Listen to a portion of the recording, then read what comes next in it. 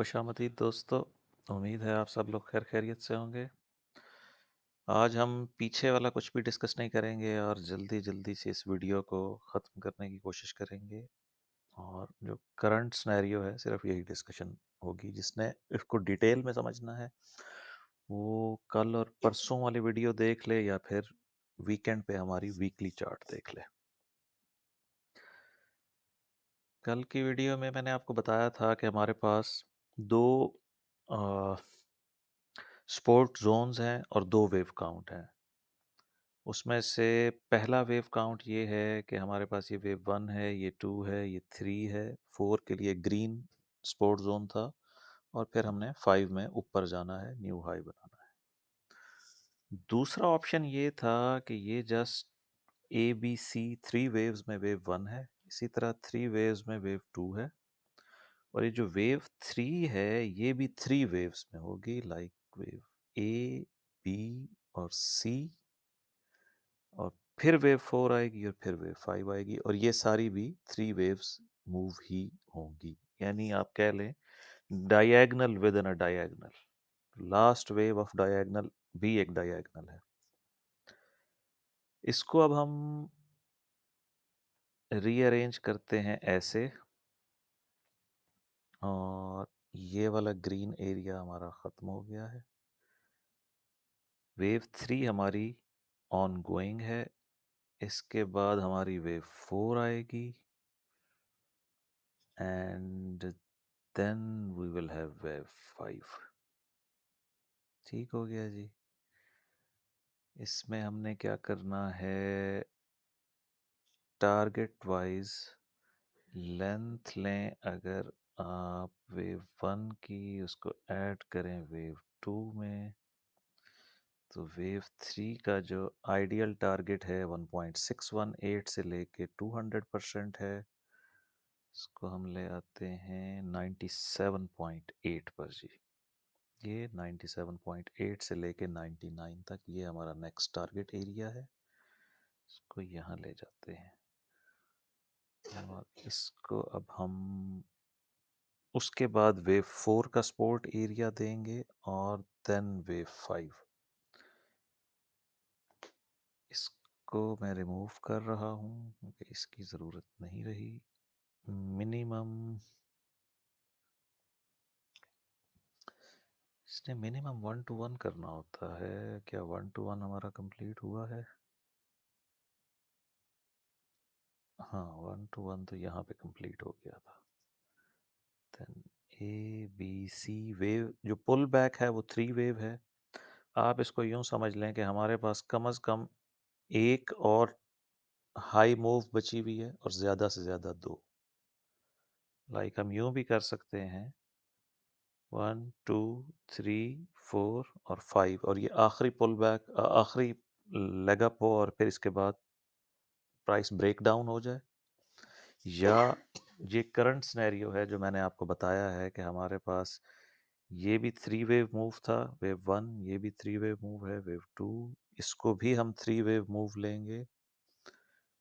उस सूरत हाल में हमें ए और बी का 1 to 1 रेशो लेना है।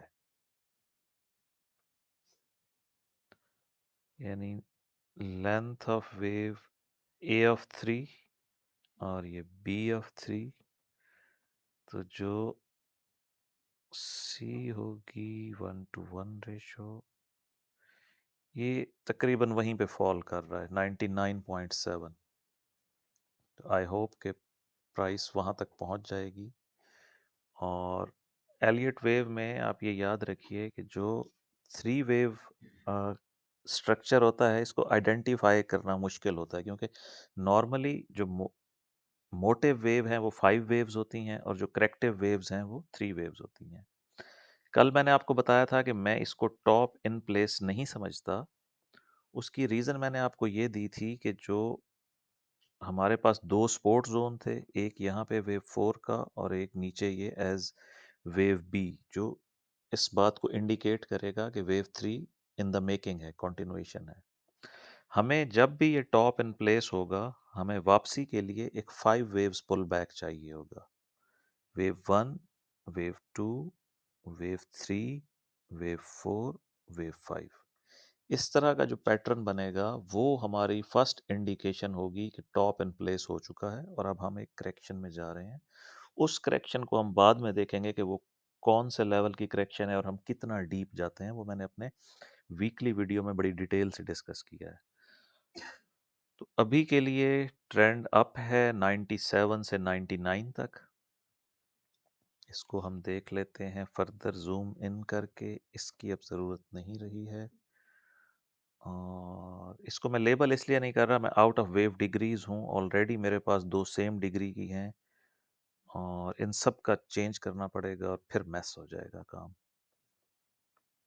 तो ये वेव ए ले ली, ये वेव बी ले ली और अब हम वेव सी में हैं। वेव सी में हमारे पास इंटरनल 5 वेव्स होनी चाहिए। 1 2 1 2 1 2 3 4 5।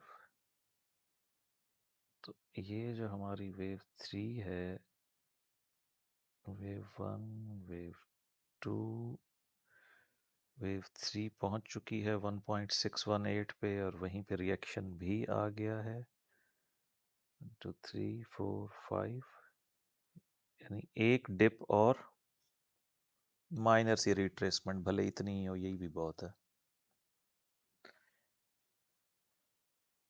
ये वेव 3 को कंप्लीट करेगी, फिर ए बी सी वेव 4 और फिर ए बी और सी वेव 5। ये एक्सपेक्टेड पैटर्न है। इसके मुताबिक आप चार्ट को अपडेट कर लें। टारगेट मैंने आपको दे दिया है। हमारा नेक्स्ट टारगेट है 97 से लेकर 99 तक वेव 3 के लिए। देखते हैं कहाँ से रिजेक्शन आती है। जहाँ से रिजेक्शन आएगी वहाँ से हम इस पूरी वेव का रिट्रेस लेंगे। ये वेव 3 हमने यहाँ से शुरू की है, तो ये जहाँ पे फिनिश होगी वो हमारी वेव 3 का एंड होगा और हम वहाँ पे एक फिब लेवल लेंगे जो इस वेव 4 के लिए होगा एंड देन वेव 5। मिलते हैं दोस्तों कल की वीडियो में।